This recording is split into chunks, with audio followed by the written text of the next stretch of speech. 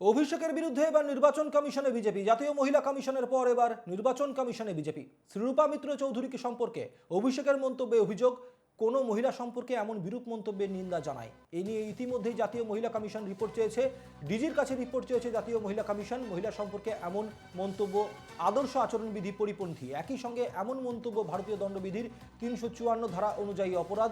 নির্বাচন কমিশনকে দেওয়া চিঠিতে লিখল বিজেপি।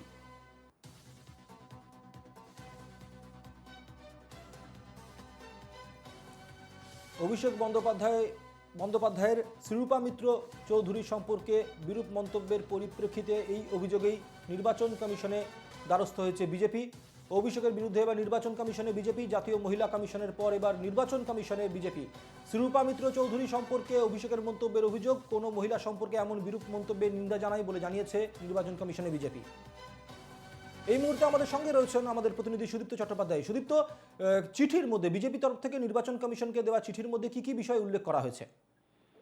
দেখো, মূলত মালদা দক্ষিণের যিনি বিজেপির মহিলা প্রার্থী শ্রীরূপা মিত্র চৌধুরী এবং তার বিরুদ্ধে অভিষেক বন্দ্যোপাধ্যায় গত 22 এপ্রিল রায়গঞ্জের সভা থেকে বেশ কিছু মন্তব্য করেছিলেন, যেটা একজন মহিলা প্রার্থী বা একজন মহিলাকে বিরুদ্ধে যথেষ্ট কুরুচিকর বলে দাবি করেছে বিজেপি। এবং তারা ইতিমধ্যেই নির্বাচন কমিশনে তার অভিযোগও জানিয়েছে এবং সেই অভিযোগের প্রেক্ষিতে সুমতো কগনিজেন্স নিয়েছে জাতীয় মহিলা কমিশন।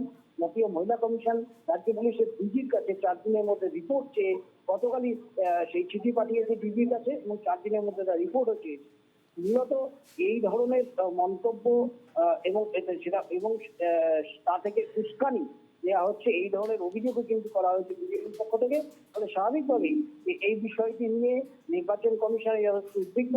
ইতিমধ্যেই রাজ্য মুখ্য নির্বাচনী আধিকারিকের দপ্তরে সেই চিঠির যে মন্তব্য, সেই মন্তব্য তারা খুঁটিয়ে দেখে তার ট্রান্সলেশন করা হয়। যেহেতু বাংলায় বক্তব্য থাকে, তারা সেটা ইংরেজিতে ট্রান্সলেশন করে দিল্লিতে জাতীয় নির্বাচন কমিশনের কাছে পাঠিয়েছে এবং নির্বাচন কমিশনকে নির্দেশ দেয় জাতীয় নির্বাচন কমিশন।